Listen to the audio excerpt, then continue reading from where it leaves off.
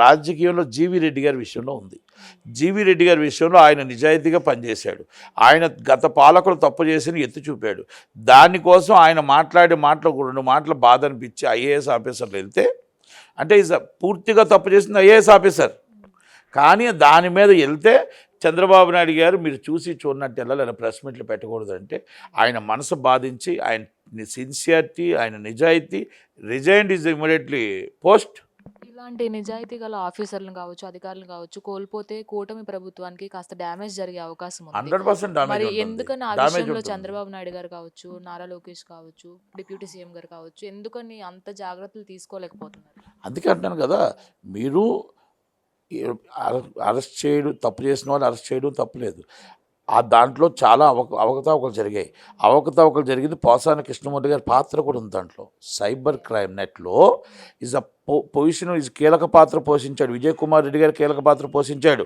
ఈయన కీలక పాత్ర పోషించాడు. ఎలాగ పోషించాడు అంటే ప్రసాద్ ల్యాబ్లో ఒక ఫైబర్ నెట్ మీటింగ్ పెట్టారు.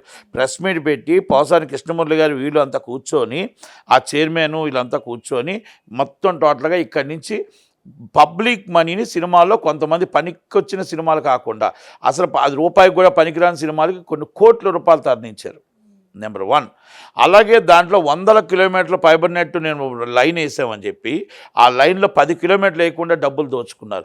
దాంట్లో 800 మంది 1000 మంది ఉద్యోగులకి అసలు సంబంధం లేకుండా జాబుకు రాకుండానే ఉద్యోగులకి డబ్బులు కలెక్ట్ చేశారు. ఇవన్నీ కూడా కుంభకోణం చాలా ఉంది. దాని మీద ఇన్వెస్టిగేషన్ ఆయన తీశాడు. ఇప్పుడు మీకు పోసాని కృష్ణమూర్తి గారి మీద ఇన్వెస్టిగేషన్ ఇమ్మీడియట్లీ చేయాలి అది.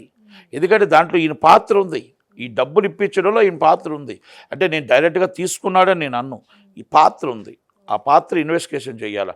ఎందుకంటే FDC and fibre net 2 related. అందుకనే ఎఫ్డీసీ కమిషనరు, ఎఫ్డీసీ చైర్మను, అక్కడ అలాగే ఫైబర్ నెట్ ఎండి, ఫైబర్ నెట్ చైర్మన్, వీళ్ళు 4 కుమ్మక్కయ్యారు అనేది నా వాదన. అది ఎంక్వైరీ చేయాల్సిన బాధ్యత చంద్రబాబు నాయుడు గారిది, లోకేష్ గారిది, ఈజ్ అ కన్సర్న్ ఆఫీసర్ది. వాళ్ళు చెయ్యను అంటే మనం ఏం చేస్తాం? జీవీ రెడ్డి గారు నిజాయితీగా బయట పెడితే ఆయన బయటకు పంపిస్తే ఇక అందరూ నిజాయితీ పనులు అందరూ బయటకు వెళ్ళిపోతే రేపు 100% పార్టీ కార్యకర్తలు కూడా బాధపడుతున్నారు. అలాగే మీ నిజాయితీగా నాయకులు గత పాలకులకి మనకి సంబంధం ఏంటి అంటే మన వ్యత్యాసం ఏంటి, మనం ఏం చూపించగలుగుతాం మనం అడుగుతున్నారు. మీరు చెప్పినట్లు పార్టీలో ముఖ్య నేతలు కావచ్చు, ఎమ్మెల్యేలే మార్పు అదొకటే కాకుండా కింద స్థాయి అధికారులు కూడా చాలా మంది కరప్టెడ్ అధికారులే ఉన్నారు. ఆల్మోస్ట్ వైసీపీలో ఉన్న అధికారులే ఇప్పుడు కంటిన్యూ అవుతున్నారు.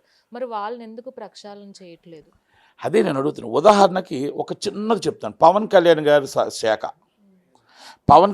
శాఖ జనసేన నాయకుడు పవన్ కళ్యాణ్ గారు పంచాయతీరాజ్ శాఖలో ఒక్కదానికి ఉదాహరణ చెప్తా. చోడవరం అనే ఒక మండలం ఉంది. దాంట్లో ఈఓ ఉన్నాడు. వైసీపీలో వడ్డాదిలో ఉండేటప్పుడు వైసీపీ గవర్నమెంట్లో మొత్తం ఇంచుమించు దాదాపు కొన్ని కోట్ల రూపాయలు తినేశారు.